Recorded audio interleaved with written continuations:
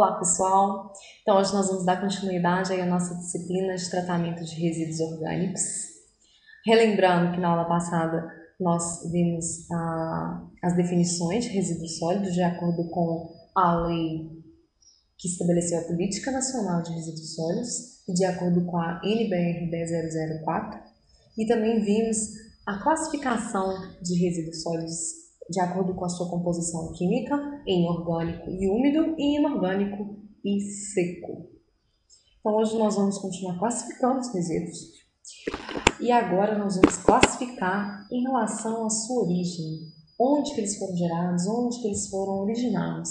E nós vamos ver que tem diversos tipos de diversas origens, né? Diferentes origens assim, dos resíduos. E uma delas, bem conhecida nossa, são os resíduos sólidos urbanos, aqueles gerados no meio urbano, né? Os resíduos domiciliares é um tipo desses resíduos sólidos gerados no meio urbano. Os resíduos domiciliares bem conhecidos nossos, né? São aqueles resíduos como restos de comida, como papéis, né? Como papéis higiênicos, como algumas vezes nós descartamos inadequadamente, né? Pilha no lixo. Então, esses são os resíduos domiciliares. Esses resíduos domiciliares, eles são compostos, né? Aquele resíduo que nós geramos, aproximadamente a composição deles é 50% desses resíduos é de resíduo úmido, resíduo orgânico, aquele que nós devemos dar uma destinação, né, como uma compostagem, por exemplo, aqui já adiantando.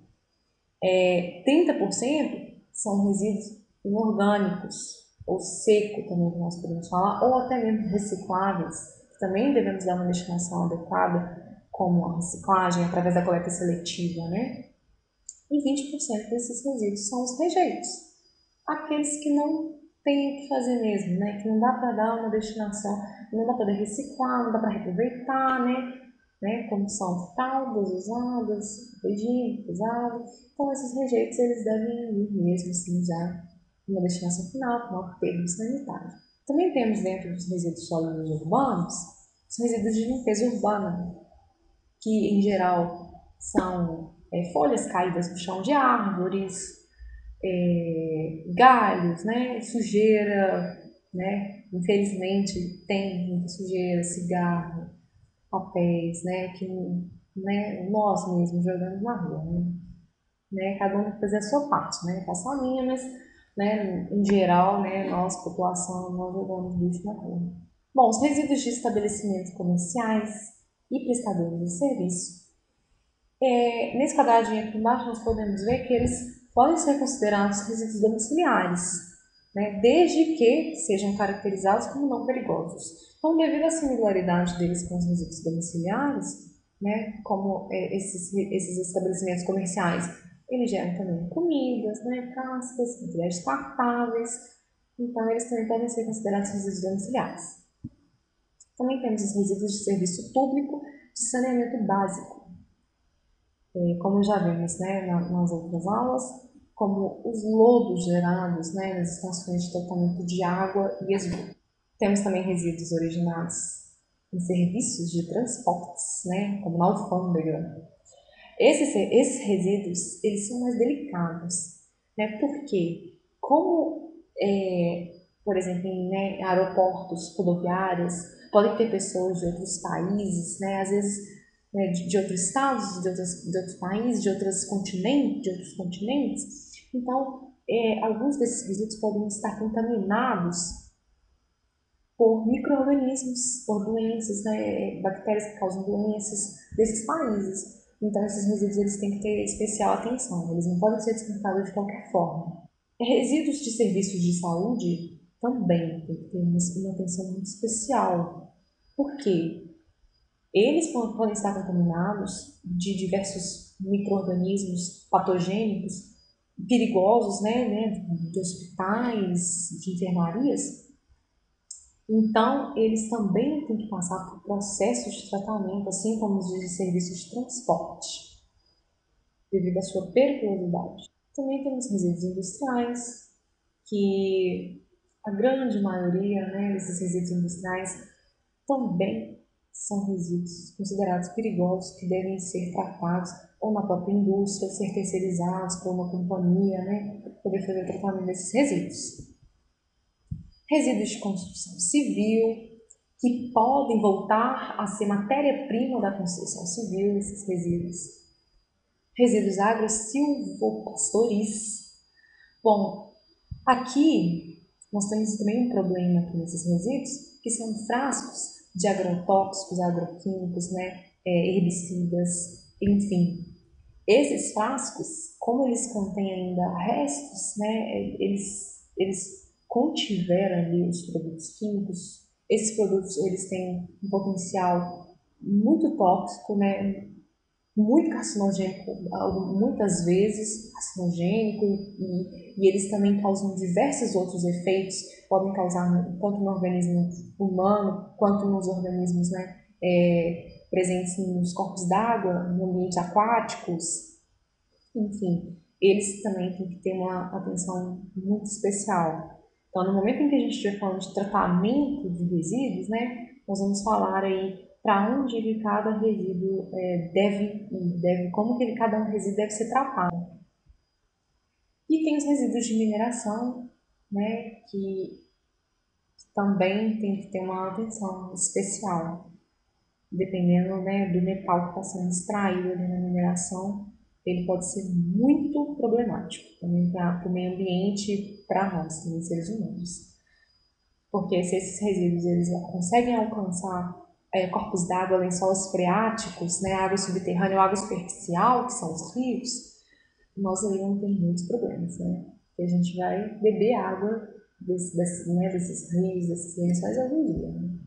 Então, segundo aquela lei, né, que nós já vimos, a Política Nacional de Resíduos Sólidos, a Lei 12.305 de 2010, ela classifica os resíduos em perigosos e em não perigosos. E os perigosos para essa lei são aqueles que apresentam características de inflamabilidade, de corrosividade, reatividade, toxicidade, patogenicidade, carcinogenicidade, teratogenicidade e mutagenicidade. Em virtude dessas características, eles apresentam significativo risco à saúde pública ou à qualidade ambiental de acordo com lei, regulamento ou norma técnica. Viu? A norma técnica entra aí. Alguns exemplos desses resíduos perigosos, né? Inclusive nós já vimos lá quando a gente classificou eles em relação à origem. Pilhas se enquadram aí, pesticidas, resíduos de serviço de saúde, baterias, lâmpadas e óleos. Algumas dessas características, né, eu vou falar agora, outras eu vou falar daqui a pouco. A carcinogenicidade, né, gente, é o potencial de causar câncer, tá? Que o material pode apresentar. A teratogenicidade já é a capacidade dela causar ao material problemas no feto, tá? De mulheres grávidas. Se essa mulher respirar, inalar ou até mesmo, né, ingerir. E a mutagenicidade já é a capacidade que o material tem de causar modificações no nosso material genético, tá? Então, são propriedades, características aí super importantes e super sérias, né? Já aqueles resíduos não perigosos são aqueles que não estão enquadrados na categoria de perigosos, né? Então, são o resto, os outros. De acordo já com a norma, né, da ABNT, os resíduos também são classificados como perigosos e como não perigosos. Só que ela vai além disso. Ela dá nomes a esses resíduos. Os resíduos perigosos ela chama de classe 1. E esses resíduos de classe 1, eles também, como na lei, né, 12.305, eles têm características inflamáveis, corrosivas, reativas, tóxicas, patogênicas. Vocês veem que nessa norma não estão excluídos aqueles carcinogênicos, teratogênicos e mutagênicos. Tá? Então, inflamável, né, são aqueles resíduos que possuem capacidade de entrar em combustão facilmente. Né? Aqui tem um exemplo aqui nessa imagem de reagentes solventes como a acetona. A acetona pura, ela é inflamável. Já resíduos corrosivos são aqueles que têm a capacidade de corroer, ou seja, é como se fosse queimar a matéria mesmo. Se cair, por exemplo, ácido sulfúrico que está nessa bateria aí embaixo desse traço, nessa imagem, se cair ácido sulfúrico concentrado na nossa pele, ou algum outro ácido, também como ácido clorídrico, ácido fluorídrico, vai correr totalmente, ou seja, se cair no nosso dedo, a gente perde o dedo dependendo da concentração e da quantidade que cai, sabe? Então, esses resíduos corrosivos também são considerados perigosos, né? Com razão. Reativos são aqueles que reagem facilmente, né, em contato com o ar, com a atmosfera, como explosivos, né? Basta ali um foguinho, né, uma energiazinha que ele reage. Tóxicos. Resíduos tóxicos, né, nós já sabemos, são aqueles venenosos, né, que se a gente inalar, ingerir, a gente pode morrer dependendo da dose. Um exemplo aqui que é um material que já foi muito utilizado, hoje já não é, né, foi proibido, é a telha de amianto. Amianto é composto por um metal chamado asbesto e é muito tóxico. Então, antigamente, todo mundo dormia embaixo dessas telhas, né? Era comum isso e a gente não sabia, né? Nossos pais e avós não sabiam como que eles estavam, né, expostos aí a esse elemento tóxico. E patogênico são os resíduos que podem causar doenças através de micro-organismos, né? Resíduos de serviço de saúde. Bom, os não perigosos, eles já são chamados de classe 2. E além deles ser chamados de classe 2, eles ainda são subdivididos, né, nessa classe entre não inertes e inertes. Gente, é muito importante a gente entender essa classificação, porque na hora que vocês forem trabalhar com isso, seja em empresas, ou no serviço público, em escolas, ou em qualquer órgão do serviço público, essas classificações são muito importantes na hora de destinar o resíduo. Tá? Então, na hora que vocês forem ler lá a norma e a lei, vocês vão entender que vocês têm que classificar esses resíduos, né? Lógico, com a ajuda da norma, com a ajuda, às vezes, de uma empresa que vai fazer a destinação, para fazer a destinação adequada, tá?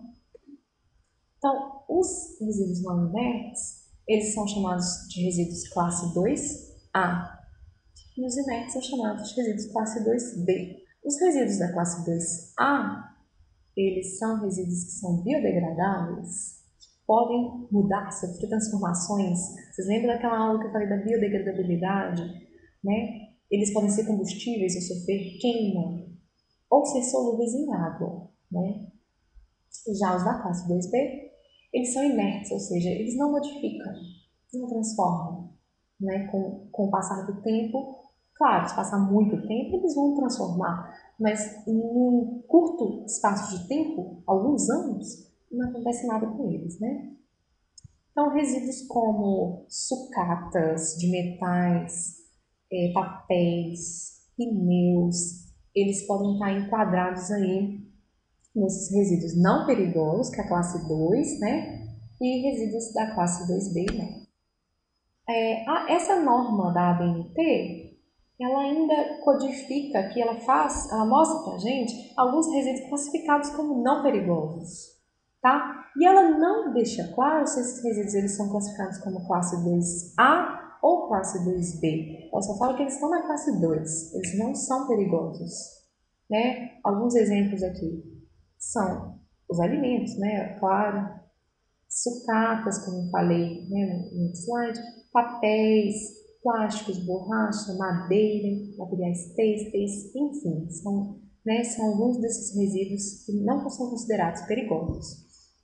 Bom, pessoal, nossa aula termina por aqui, né? Nós fizemos a classificação em relação à origem e em relação à periculosidade, né? Observamos a lei da Política Nacional de Resíduos Sólidos, nós temos que estar na ponta da língua essa lei, e a norma 10004, que também tem que estar na ponta da nossa língua, assim, espero que vocês continuem aí dando uma olhada no material de apoio, material suplementar, e façam já logo o exercício já para acertarem todas essas questões, tá? Um abraço.